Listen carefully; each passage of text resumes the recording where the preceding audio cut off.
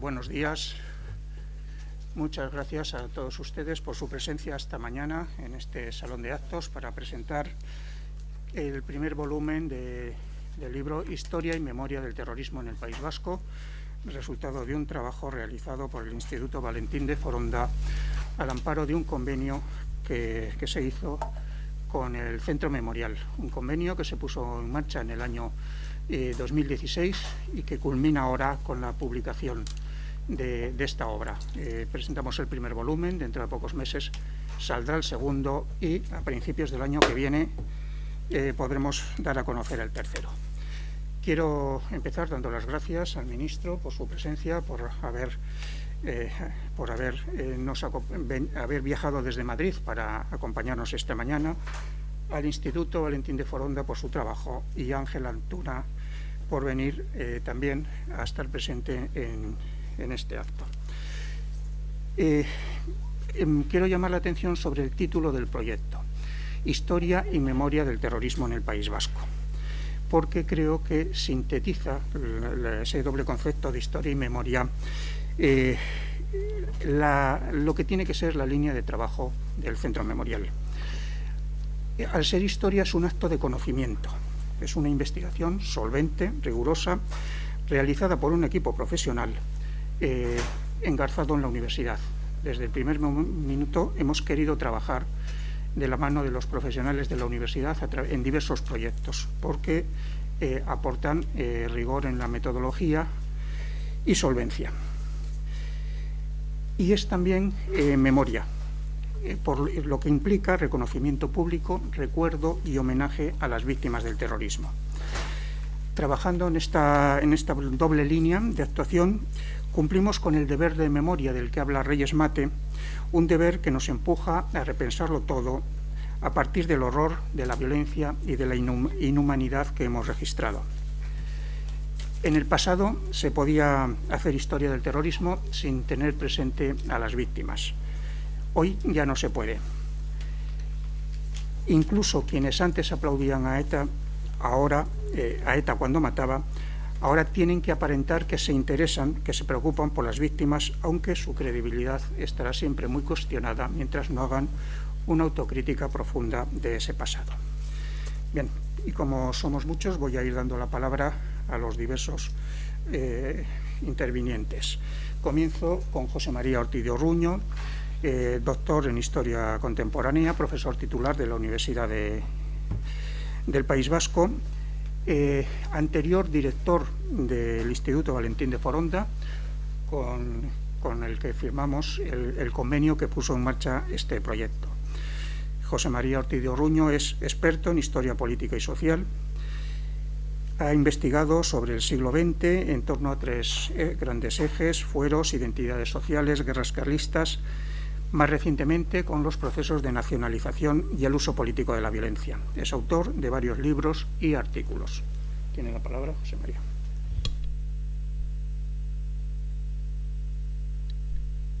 Señor ministro, señoras, señores, bueno, pues como director que fui en el momento que nos hizo el Ministerio del Interior el encargo para este proyecto, yo voy a centrar mi intervención en tres asuntos concretos: la génesis, el contenido, el objeto de la investigación y los resultados. Aunque los resultados no me voy a extender mucho porque le cederé a José Antonio Pérez, que está conmigo aquí a mi lado, que ha sido el director coordinador de este gran proyecto de investigación que ha durado 4 años. Bueno, la génesis yo creo que arranca a finales del año 14, a comienzos del año 15, cuando se publicó el Informe Foronda. El Informe Foronda era en realidad un trabajo que tenía como título los contextos históricos del terrorismo en el País Vasco y la consideración de sus víctimas, que hizo Raúl López, entonces investigador del Instituto Valentín de Foronda. Y a raíz de ese proyecto, a raíz de ese trabajo de investigación, más conocido como Informe Foronda, el Ministerio del Interior se puso en contacto con nosotros, con el Instituto Valentín de Foronda, para encargarnos, para sugerirnos, para proponer la realización de un estudio, de un trabajo semejante a Relatos de plomo. Entonces, estoy hablando del año 15, en Relatos de plomo, un trabajo verdaderamente magnífico de Javier Marrodán y su equipo, pues era el punto de referencia. Y a partir de ese ofrecimiento, de esa oferta que nos hizo el Ministerio del Interior, mantuvimos varias reuniones y, bueno, pues después de evaluar las posibilidades del instituto, el proyecto de trabajo, etcétera, pues presentamos un proyecto, elaboramos un proyecto de investigación de corte académico. Tengo que decir desde el principio que la idea nos gustó, y nos gustó desde una doble perspectiva, como ciudadanos y también como académicos, y estábamos en la elaboración del proyecto, cuando se crea la Fundación Centro Memorial de las Víctimas del Terrorismo, y a partir de ese momento nuestro interlocutor, el interlocutor del Instituto Universitario, Valentín de Foronda, fue precisamente el memorial, y más concretamente Florencio Domínguez, que era su director. Y en muy poco tiempo, pues anudamos las cosas que faltaban, y en julio del año 16, como acaba de comentar Florencio Domínguez, se firmó efectivamente un convenio entre el Centro Memorial de Víctimas del Terrorismo y el Instituto Universitario de Historia Social Valentín de Foronda. En el convenio se especificaba claramente el objeto del trabajo, y el objeto del trabajo consistía en, leo textualmente, abordar los aspectos fundamentales del terrorismo y la influencia que ha tenido en la sociedad vasca y también en la sociedad española.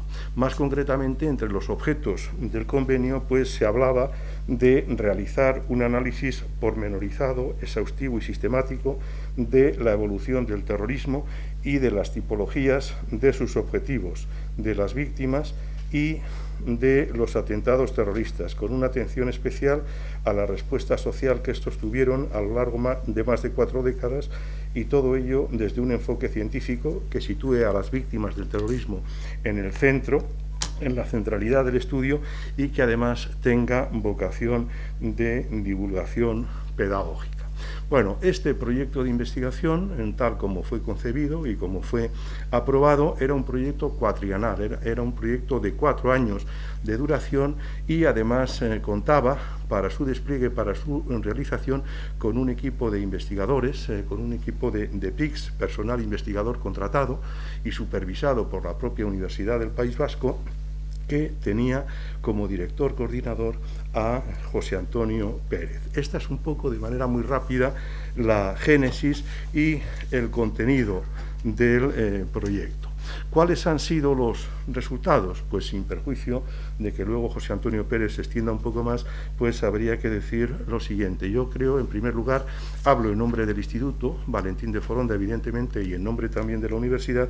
Yo creo, como digo, que se han cumplido los objetivos propuestos en el convenio a satisfacción de las dos partes, por lo menos a satisfacción de la universidad.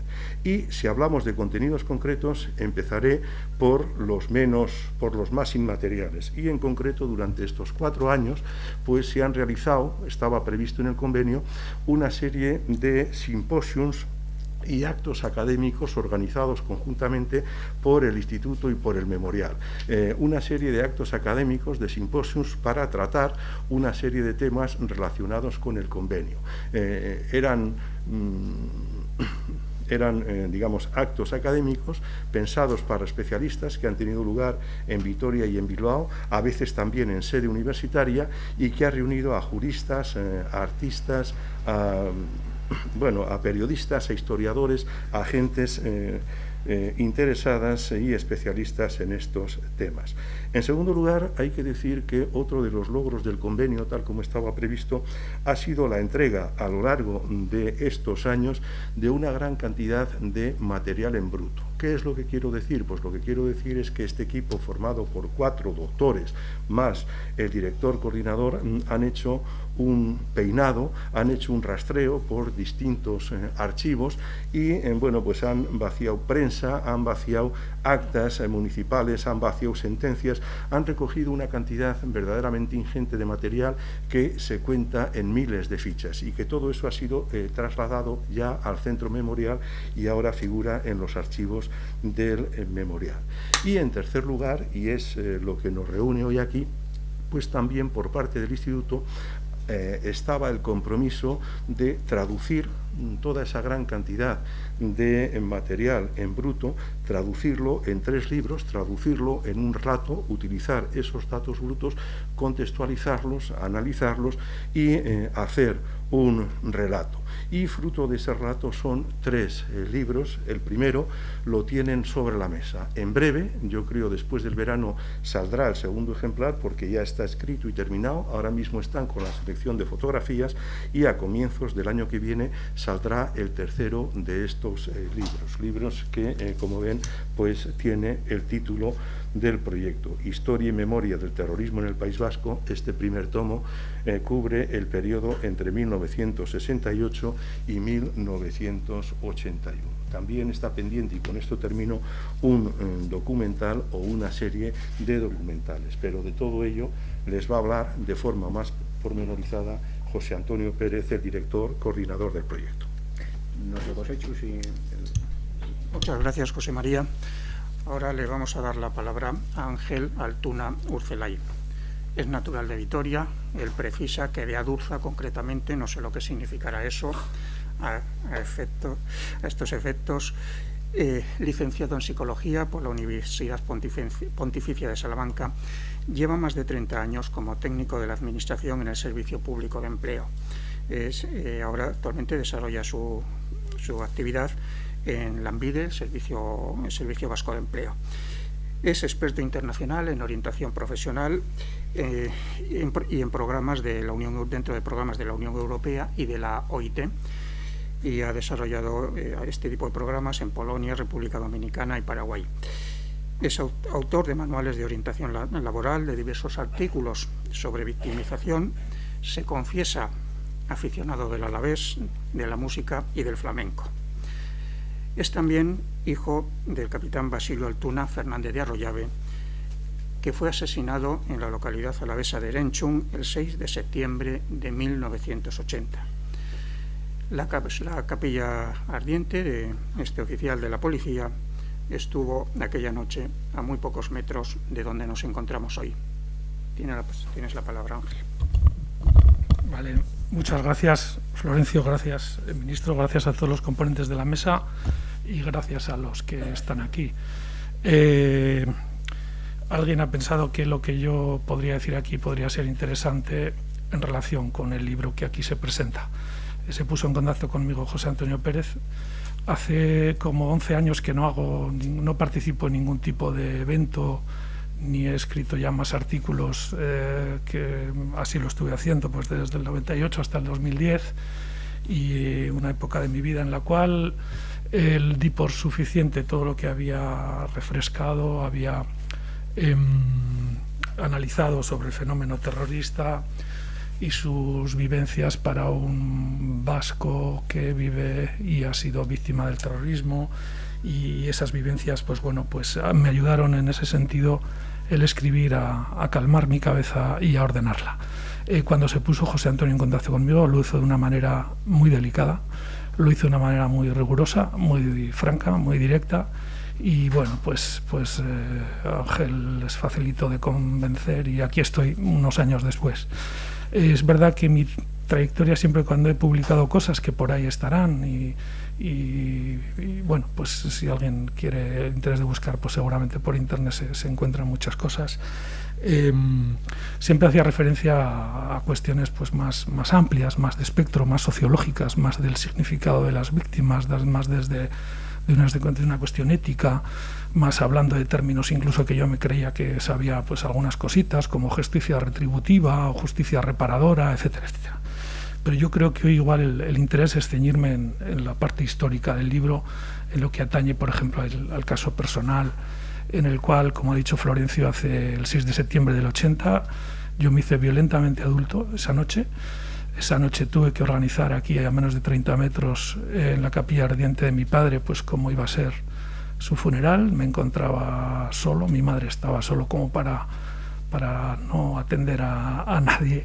Mis hermanos estaban fuera, mi hermana Lourdes, estuve intentando localizarla por esos anuncios que había de Radio Nacional, no sé si os acordáis, ¿no? Es decir,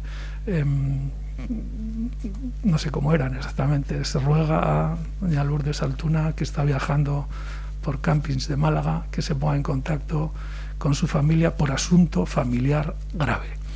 El minuto anterior de esa noticia de Radio Nacional era que habían asesinado a mi padre, ¿vale? Esa noche me hice violentamente adulto, tuve que decidir ciertas cuestiones sobre el lugar del funeral, si iba a ser en cuerpo presente o no, etcétera, etcétera. Al poco tiempo al día siguiente tuve que dar la noticia del fallecimiento de mi padre a mi hermano Fernando, con 10 años. El que quiera indagar sobre esto tiene un relato un poco estremecedor antes de su fallecimiento en el 17, que se llama Yo también estuve en Zarauz, y os lo aconsejo un poco que lo leáis y lo busquéis. Fernando Altuna, Yo también estuve en Zarauz. ¿Quién me iba a decir a mí que ese niño de 10 años, 37 años después, cuando moriría, tenía que ser el encargado yo de a su hijo transmitirle también que su padre había fallecido? Es decir, la cuestión del terrorismo en un ciclo negro, ciclo en el que hemos sufrido mucho, en el que precisamente como hemos contactado con la parte más dura y el infierno de la vida, a los que quedamos por aquí nos interesa la parte buena de la vida y nos interesa disfrutarla todo lo que podamos, y a los que están a nuestro alrededor así lo intentamos que sean. Yo con esos 17 años y con esa, como dice mi hermana, es que ya eras muy responsable desde pequeño, Ángel. Digo, sí. Pero yo no sabía, por ejemplo, lo que era impunidad, no sabía lo que era Estado de Derecho, no sabía lo que era prevaricación. El caso de mi padre es asesinado el 6 de septiembre, las diligencias empiezan con la Guardia Civil del puesto de Alegría, a los pocos días tengo que recoger sus enseres ensangrentados, tengo que hacer colas en el Palacio de Justicia, aquí al lado también, abroncado por la señora que había entonces, que era muy dura para las fes de vida, porque mi bolígrafo no escribía, y esto 3 días después del asesinato de mi padre. Se inhiben los juzgados de Vitoria al ser Audiencia Nacional, y se abre el sumario el 23 de diciembre de 1980 en la Audiencia Nacional, en el juzgado número 4.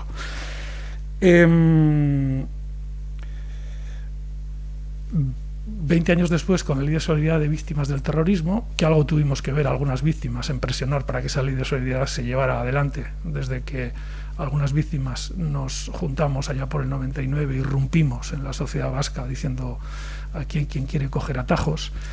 Recibimos unos papeles en casa del sumario de mi padre, ¿vale? La demoledor información, porque siempre uno ha creído que entre los que están en el Estado de Derecho se amparan, los que protegen el Estado de Derecho, ¿no? El sumario yo creo que sí que es como para ponerlo en el museo, en el sentido de que yo trabajo en la administración, ¿no? Entonces yo, cuando hacemos alguna resolución, hay muchas veces que se producen corrección de errores, ¿sí? Y donde la administración falla, al 3 días pones aquí hay corrección de errores, porque donde dije debe decir. Bien, hecho en falta corrección de errores, ¿vale? En general, esto ha sido una labor un poco metafórica. El 23 de diciembre se abre el caso por parte de don Carlos Díbar, juez de la Audiencia Nacional en la sala número 4. El 24 se encoa, el 23 se sobresee, el 24 por falta de acusados directos, y el 30 de diciembre se cierra, se concluye el sumario, se archiva, X. Feliz Navidad. Nunca más se supo. Cuando nosotros tuvimos noticias de esta, digo, si hablamos públicamente esto, en este momento estamos ante don Carlos Díbar, que es presidente del Consejo General del Poder Judicial, en este momento presidente del Tribunal Supremo, y nos van a dar por todos los lados, con lo cual, una vez más callamos como cuando La organización que mató a mi padre, ETA político-militar, en el 82, una parte de ellos, el 30 de septiembre, decide dejar las armas. Desde luego, porque ya no era un método eficaz para, según ellos, para seguir para adelante. Bien. La revisión un poco de lo que había pasado no existía, no entregaron un solo arma y cuidaron con los otros en que eso quedaría así, con los que siguieron matando. Algunos de estas personas, todos sabemos, y lo sabemos, y creo que también es público, cómo, y tengo algún escrito sobre eso, cómo de la joven democracia intentó de aquello hacer algún atajo y algún ejemplo para que el resto de la organización ETA pudiera dejar de matar. Pero el resultado fueron 500 muertos más, ¿no? Y sin embargo es verdad que hay los que tenían causas pendientes y pasaron por la Audiencia Nacional, sabemos cómo en algún momento dado dijeron, porque no sabían cómo era el protocolo para quedar en libertad en aquellos procesos que había, es verdad que usted atracó y secuestró al director del Banco Herrero de Oviedo para obtener... Y el otro, sí, es verdad. Y el juez le dijo, que está claro que el encausado ha querido decir que no, puede usted salir, ¿verdad? Este tipo de cosas las tengo que denunciar yo, pero se han denunciado más veces. Pero bueno, yo entiendo también que a pesar de todo eso, es con lo que yo quiero acabar ya, pienso en la corrección de errores, pienso en las segundas oportunidades de todos. Y pienso también que a pesar de todo eso, a través de esa victimación primaria, la de que alguien puede usar esto para arrebatar la vida de Basilio, que es lo más grande, más que los efectos que ello pudieron dejar, a pesar de la doble victimación de no haber sido investigado, a pesar del tratamiento judicial del tema, a pesar de la escasa información, sigo creyendo en el Estado de Derecho. Y eso es una buena noticia, creo yo. Y las víctimas hemos aceptado el contrato social por el cual nuestros pleitos con nuestros agresores los dirimimos con la cosa pública, con la red pública y con la justicia, no con la privada. Y ese contrato se rompió por algún lado porque no se hizo bien, ¿de acuerdo? Y nosotros seguimos respetando el contrato social por el cual delegamos en la justicia nuestros pleitos. Y no hay más dolor y no revictimiza más que cuando a ciertas víctimas las acusan de vengativas, de no querer mirar hacia adelante, cuando aquí ha habido otras personas que no hemos tenido más remedio que mirar hacia adelante. Y en esto un canto a las mujeres, a nuestra madre, ¿verdad, Lourdes? A todas las madres que nos han, casi sin estudios, nos han cultivado en lo que es el Estado de Derecho, seguramente ya sin saberlo, de la justicia y los valores democráticos. Muchas gracias a todos y a vosotros.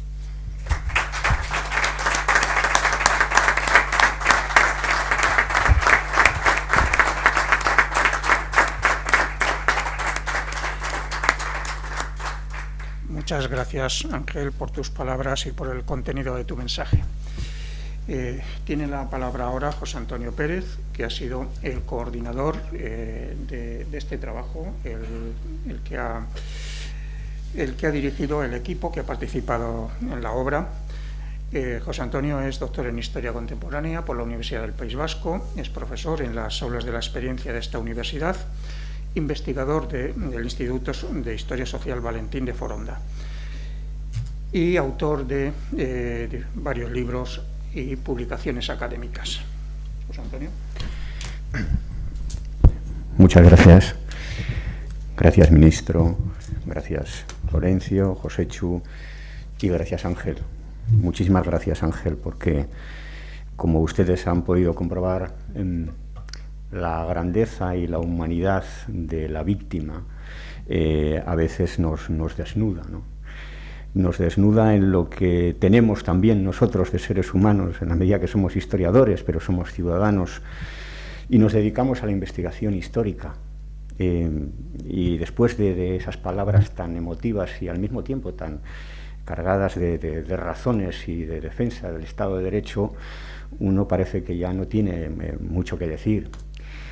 Hace ahora casi, 10 años, en un homenaje que se hizo aquí enfrente del monolito, donde recuerda el asesinato de Fernando Buesa, la madre de Jorge Díaz, Begoña Lorza, lanzó aquella llamada casi desesperada: ¿quién escribirá la historia de nuestros hijos? ¿Quién escribirá la historia de las víctimas de ETA? Serán quienes participaron, justificaron y jalearon los asesinatos.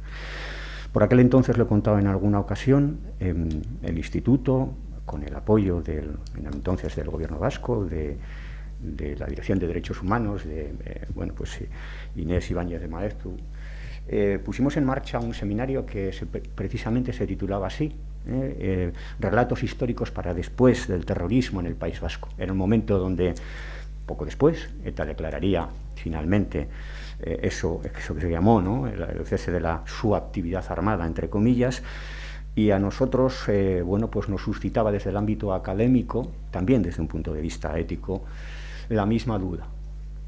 Nosotros, como historiadores, nos dedicamos a ello y nos veníamos dedicando en el instituto desde hacía ya muchísimos años, desde mediados de los años 90, pero por una serie de circunstancias y porque, en definitiva, tratamos sobre nuestro pasado y tratamos de dar alguna serie de claves para que se pueda interpretar ese pasado reciente, nos sentíamos concernidos por todo ello.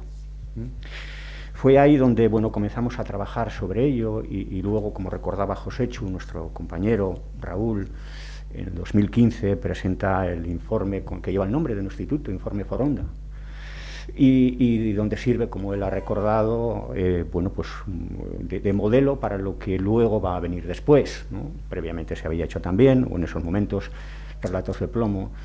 Desde luego el reto era verdaderamente importante, pero nunca nos asustó, porque si de algo sabemos es de trabajar sobre historia. Sobre historia y memoria. Como decía José Chu, lleva ese doble nombre porque tiene esa doble vocación de explicar lo que ocurrió, de contextualizarlo y al mismo tiempo de hacer memoria. Es decir, una declaración, por así decirlo, voluntaria, activa, de recordar lo que ocurrió, de que no se olvide, sobre todo pensando en las nuevas generaciones, ¿no?, que seguramente de esto poco saben, pero que tienen que saber lo que ocurrió. Bueno, de este doble compromiso intelectual, académico, pero al mismo tiempo cívico también, surge el proyecto. Y cuando finalmente suscribimos ese convenio con el Centro Memorial de las Víctimas del Terrorismo, ya tenemos prácticamente el equipo diseñado para llevar a cabo la investigación. Lo dividimos en 3 periodos, finalmente, que se ven plasmados en estos 3 tomos, con una periodización que ya nos propuso Raúl en su informe Foronda. Un primer periodo que arranca de los años 60, con la primera víctima de ETA, y que termina en 1981, es decir, que abarca los años más duros del terrorismo. Hay que tener en cuenta que en este periodo contamos con más de 360 víctimas mortales, que se dice pronto en tan pocos años, la mayor parte concentradas en eso que hemos denominado los años de plomo, entre 1978 y 1980. El segundo tomo, que se publicará en octubre, ya estamos ultimando, y el último tomo, que saldrá en la primavera del año que viene. Los historiadores nos dedicamos a hacer historia, a investigar, a tratar con fuentes documentales, como bien describía anteriormente José María Ortiz de Orruño. Sabemos, entendemos de historia, es decir, es nuestro territorio natural. Para nosotros, las víctimas y el compromiso de poner a las víctimas en el centro del relato era también un compromiso de carácter intelectual. Hasta hacía muy poquito tiempo teníamos estudios que sabíamos prácticamente, no digo todo, pero una gran parte de lo que había ocurrido dentro de la organización terrorista, gracias en parte a investigaciones como las que ha llevado a cabo Florencio Domínguez y otra serie de investigadores, periodistas, historiadores, pero sabíamos muy poco de las víctimas. Se había publicado recientemente el libro Vidas Rotas, ¿no?, y eso ya nos daba una pista de algo que parecía evidente, que detrás de cada víctima, detrás de cada asesinato, había un ser humano, había un hombre, una mujer, había unos niños, había una familia, había un proyecto de vida, y todo eso se había visto truncado, todo eso multiplicado por, en el caso de ETA, por 850 y tantas víctimas de la organización en sus diferentes ramas, contando los comandos autónomos. Pero también existía otro tipo de terrorismo, el terrorismo de carácter ultraderechista, que amparado detrás de determinadas siglas como el Batallón Vasco Español, la AAA, etcétera, etcétera, habían provocado también un número importante de víctimas mortales. Es decir, teníamos un reto ante nosotros que era complicado, pero que era muy asumible, y por eso, contando con un equipo en el que hemos estado, pues bueno, los autores aparecen aquí, pues el propio Iñaki Fernández, Eric Zubiaga, perdón, Eric Zubiaga, y otros compañeros, como pueden ser también Javier Díaz Calvo, y colaboradores que luego han escrito también, como Baron Anderliu, como Arturo Cajal, etcétera, etcétera, el propio Luis Castells, otra gente que nos ha acompañado y nos ha ayudado a recuperar toda esa documentación, a rastrear en archivos, a rastrear en una documentación muy interesante, como son, por ejemplo, las actas municipales. Es decir, hemos ido a los ayuntamientos a ver qué es lo que decían, si se posicionaban y en qué medida las fuerzas políticas tomaban postura cuando un vecino de ellos era asesinado. Fíjense, el libro comienza con dos breves fragmentos que he extractado de la novela de Fernando Aramburu, de Patria, y otra es una carta de una víctima de ETA, un hijo de una víctima de ETA, como lo es Ángel. El primero pues pone de manifiesto esa cobardía de un sector de la sociedad que se mimetiza entre el resto de su comunidad en un pequeño pueblo para pasar desapercibido. Y si se quiere, incluso para identificarse de alguna manera, asistiendo a manifestaciones en favor de los presos de ETA, para que nadie ponga el punto de mira ni la sospecha sobre una persona anónima. El segundo es, como digo, el hijo de una víctima, Eduardo José García, y es un caso curioso porque personalmente, bueno, pues tiene relación con nosotros. Con nosotros quiero decir con mi familia, ¿no? Yo no lo sabía hasta hace muy poquito tiempo. Fue compañera su mujer y mía también en la universidad, aquí en la facultad, y sabíamos que se había casado con este chico, pero desconocíamos absolutamente todo de él. Y resulta que su padre había sido asesinado el 26 de agosto de 1978, cuando un comando de ETA trata de atentar contra el cuartel de la Policía Nacional en Vitoria y acaban matando a un pequeño empresario que tiene, bueno, una pequeña empresa con 10 trabajadores. Cuando la carta aparece y yo me doy cuenta del nombre y luego me entrevisto con él cuenta lo que cuenta en la carta y muchas otras cosas más. Habla de la soledad de las víctimas. Habla de cómo en su centro de estudio, que era un instituto de formación profesional en Vitoria, no solamente los profesores, sino sus compañeros, preceptores, etcétera, etcétera, le dan la espalda, ¿no? Y eso yo creo que revela precisamente de una manera gráfica, dramática, la deshumanización, que esa especie de cordón sanitario que encapsuló a las víctimas durante aquella época. Pero es que en el año 2016, hace 4 días, cuando él publica esa carta, él que trabaja en un medio de comunicación, aquí en Vitoria, sus compañeros, y son unos cuantos, lo único que le dicen es uno: ¿tú eres el de la carta? Sí. Ah, nada más. Estoy hablando del año 16. Es decir, la onda expansiva del terrorismo ha sido una onda que ha durado muchísimos años, muchísimas décadas. Nuestro objetivo era historizar, explicar todo eso, por qué ocurrió, cómo ocurrió, quiénes fueron las víctimas, qué había detrás de todo ello. Y para ello hemos desarrollado el libro en 8 capítulos, después de una introducción donde trato de explicar por qué el fenómeno del terrorismo es un fenómeno muy específico y debe ser estudiado de una manera muy concreta, atendiendo también al entorno que rodea al terrorismo en el País Vasco. Analizamos en los 2 primeros capítulos a las víctimas de las fuerzas y cuerpos de seguridad del Estado. Esta portada yo creo que es muy reveladora. 2 guardias civiles en una capilla ardiente, en la más absoluta soledad, con sus familiares. El primer capítulo está dedicado a la Guardia Civil, el segundo a la Policía Nacional, y es ahí donde tratamos el caso de Basilio Altuna. El tercer episodio y el cuarto están centrados en la persecución que sufrieron los últimos cargos de la administración franquista, alcaldes, presidentes de diputaciones, y en el cuarto la gente del centro derecha y la derecha en el País Vasco, fundamentalmente Alianza Popular y la UCD. Es verdaderamente estremecedor volver a reconstruir la persecución que se llevó contra aquellos hombres y mujeres, cómo se llegó a descabezar prácticamente alguna organización, en el caso de la UCD, y aquí antes citábamos, bueno, mientras tomábamos un café, el caso de Ustaran, pero podríamos hablar de otros.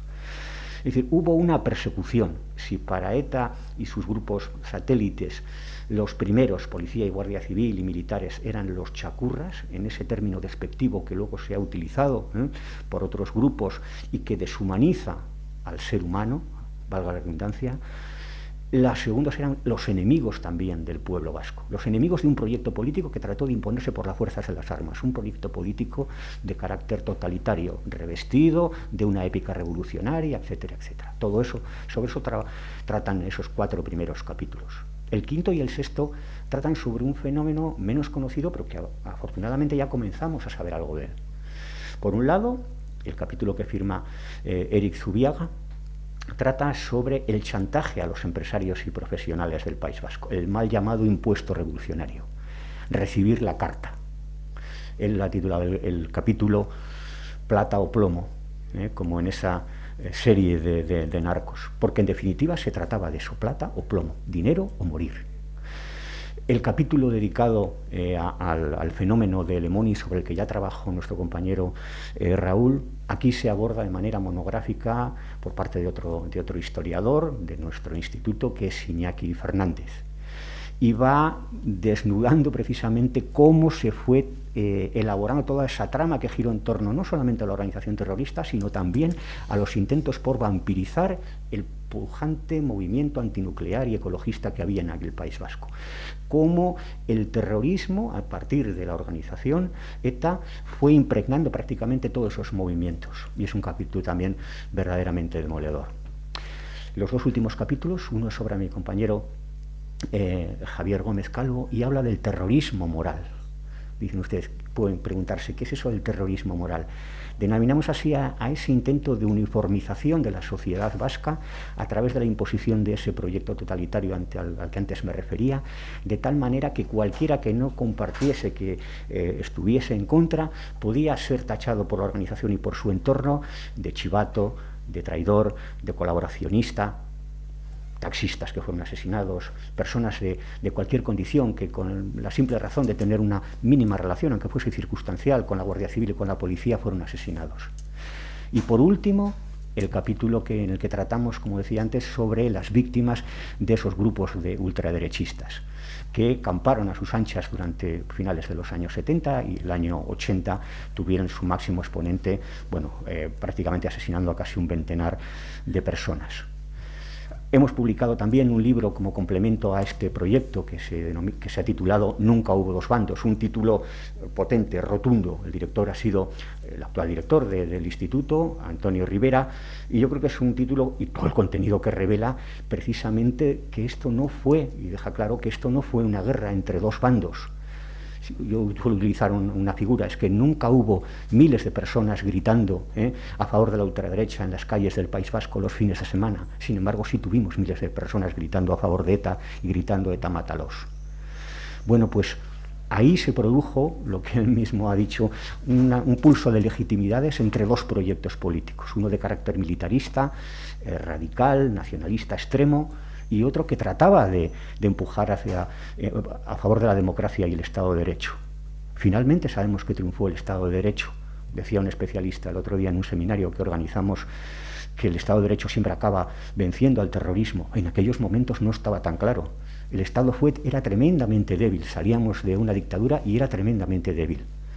Finalmente fue así, pero el coste humano, el coste material, el coste emocional también para esta sociedad ha sido verdaderamente demoledor, y sobre todo para las víctimas. Nosotros como historiadores tratamos de explicar lo que ha ocurrido, tratamos de dar una serie de claves para que el gran público pueda interpretarlo. Está el cine, está la literatura, están las series, la labor de los historiadores es otra, y espero pues que hayamos llegado a poder cumplir con nuestro papel. Muchísimas gracias.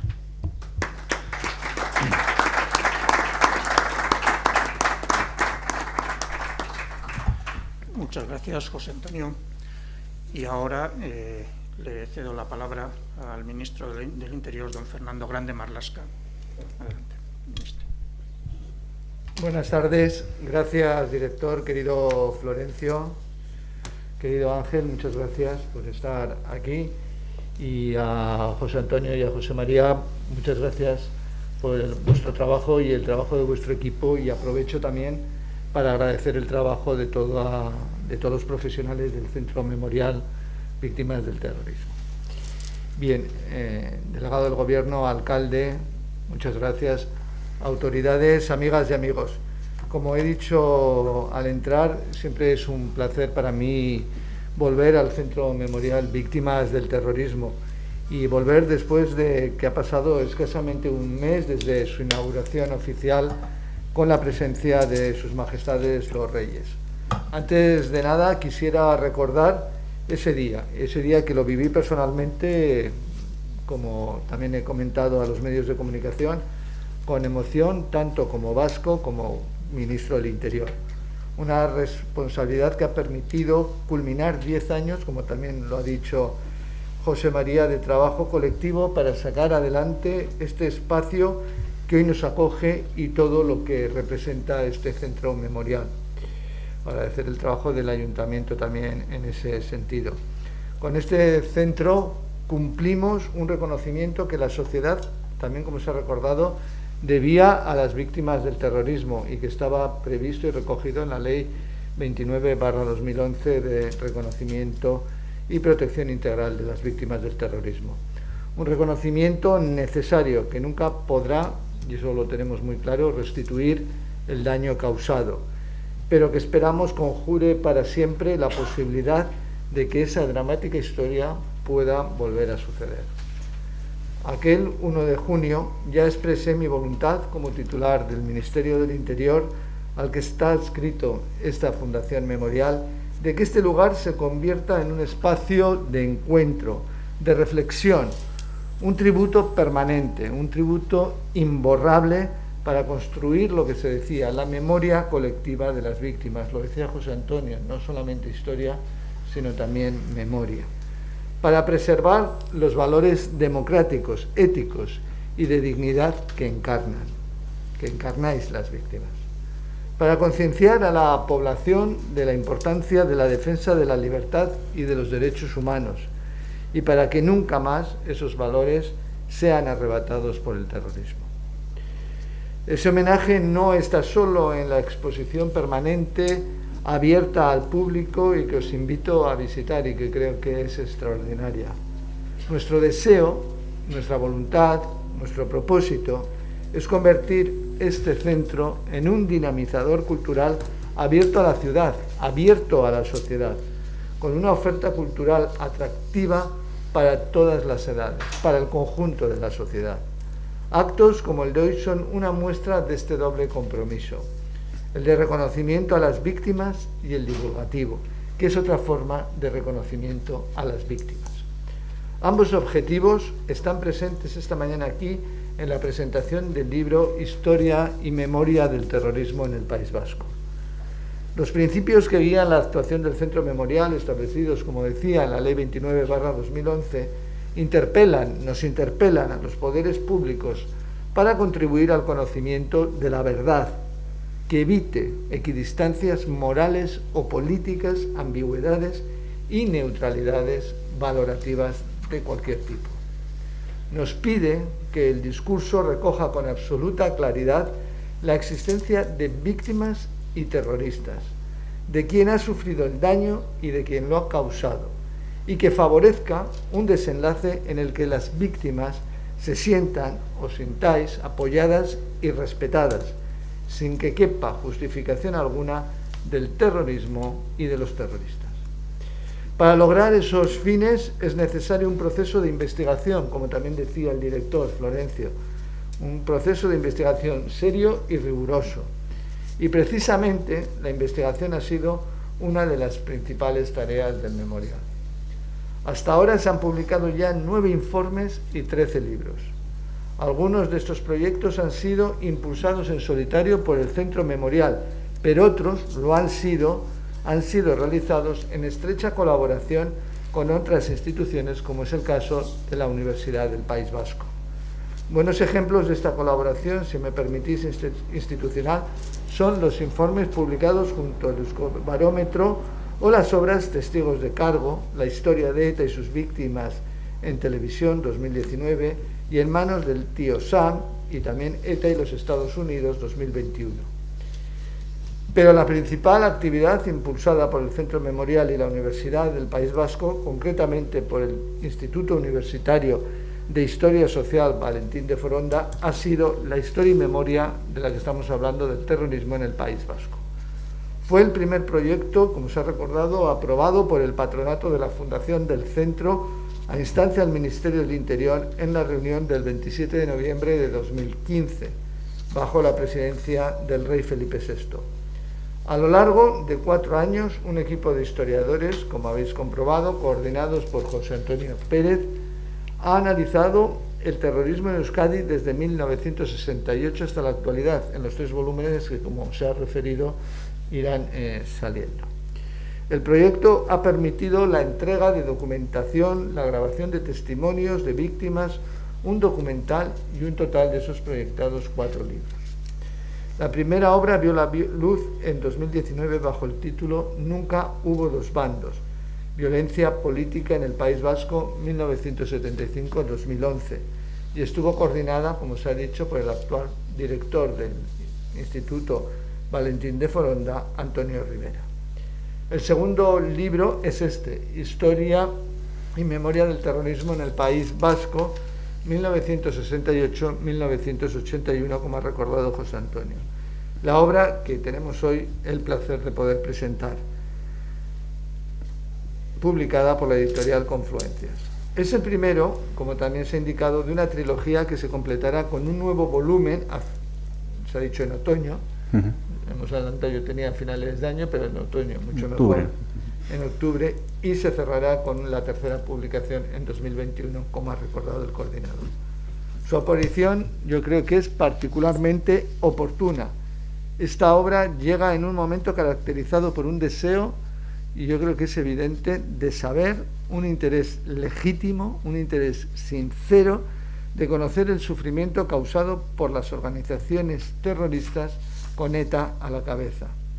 Es una ansia de conocimiento que desborda los márgenes de lo académico o del ámbito más especializado de la historiografía, como también se ha indicado.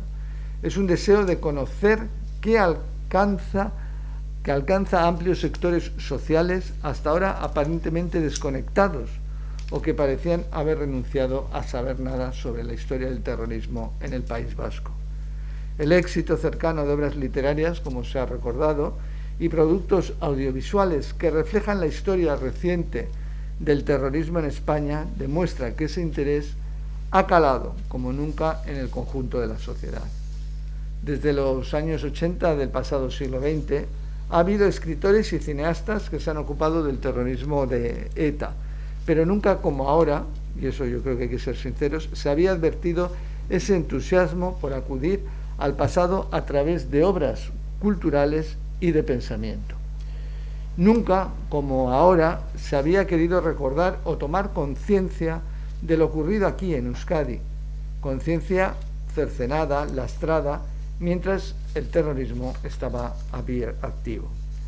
A este reclamo viene también el resultado de esta investigación, porque aunque sea siempre necesario distinguir ficción de realidad, no cabe ninguna duda de que las vías para acceder al conocimiento del pasado no están tampoco monopolizadas por el rigor historiográfico. Perdonad mi atrevimiento los historiadores, pero existen dimensiones que la historia no trabaja, o quizás que no desarrolla tan bien como otras disciplinas culturales. El filósofo que, como se ha recordado por Florencio al principio, Manuel Reyes Mate, lo apreció con acierto en enero de 2015 en el informe preparatorio de lo que debía ser este centro memorial.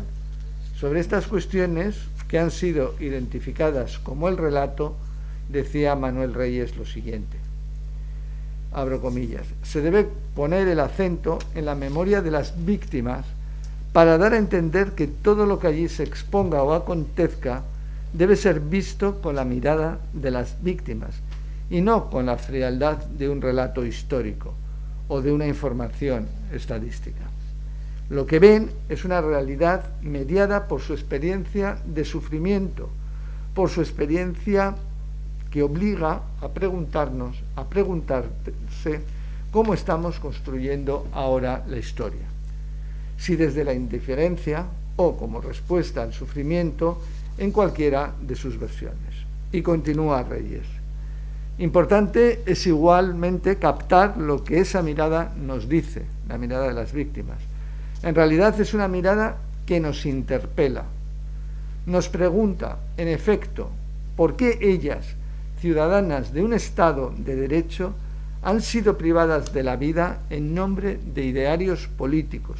¿Por qué se sintieron abandonadas en el momento del sacrificio? ¿Dónde estábamos cada uno de nosotros? Cierro comillas. Este es el espíritu con el que también se ha elaborado historia y memoria del terrorismo en el País Vasco, como ha recordado José Antonio. Se ha seguido la ruta marcada por Cristina Cuesta, llevar a cabo una relectura de la historia de la violencia terrorista desde el punto de vista de sus afectados, lo que conduce a una comprensión humana del problema. Es una obra de historia, pero de una historia que tiene como hilo conductor a las víctimas, para contribuir a la elaboración de la memoria en el sentido definido en la Ley Vasca de Víctimas del Terrorismo, como el reconocimiento público y oficial del sufrimiento causado a un inocente y de la significación política de su condición de víctima. Es una historia, entonces, rigurosa y neutral, pero también posicionada, consciente de dónde se encuentra el valor positivo, de dónde se encuentra el bien, y consciente también de a qué contribuye el conocimiento en el tiempo: a asentar socialmente los argumentos del Estado de Derecho, como estamos recordando, y de la democracia, del pluralismo social, en definitiva, defendido como se debe desde la política y desde el conjunto de las instituciones. Echar la vista atrás es un tema tan delicado como la violencia política resulta un proceso complicado, exigente, costoso y a menudo polémico. Y por eso nos podemos preguntar si merece la pena el esfuerzo. Y yo creo que la respuesta evidentemente es sí. Desde el punto de vista de los historiadores profesionales, es necesario avanzar de manera progresiva y honesta en el conocimiento científico acerca del pasado. Se trata de cumplir una función científica similar a la de otras disciplinas académicas, colocando a las víctimas en la centralidad de un relato histórico absolutamente riguroso. Según el ensayista Martín Alonso, la memoria de los damnificados por la violencia política es beneficiosa para el conjunto de la ciudadanía. Por un lado, responde a una misión reparadora y terapéutica para las víctimas y sus seres queridos. Como escribió Cicerón, la vida de los muertos consiste en la memoria de los vivos. De algún modo, los devuelve a la faz de la tierra. Además, dota de sentido a la existencia de todos nosotros, de los supervivientes. Por otro lado, el recuerdo tiene un papel proactivo y profiláctico. Es una vacuna contra el fanatismo, la radicalización y la fascinación por las armas.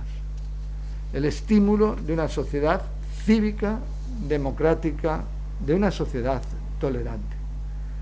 Volviendo a Cicerón y para terminar, se contempla la historia como una magistra vitae. En este sentido, nos guía la advertencia del superviviente del Holocausto Primo Levi. Conocer es necesario, porque lo sucedido puede volver a suceder. Las conciencias pueden ser seducidas y obnubiladas de nuevo. Las nuestras, no lo olvidemos, también. Libros como el que hoy presentamos son, sin duda alguna, la mejor garantía de que no dejaremos que esos temores de Primo Levi se hagan realidad en nuestra tierra. Es que ricasco, muchas gracias.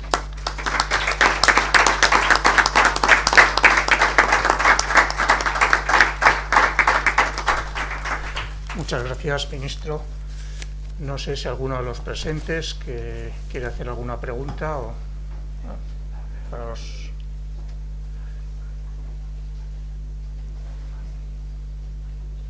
o damos por finalizado el acto.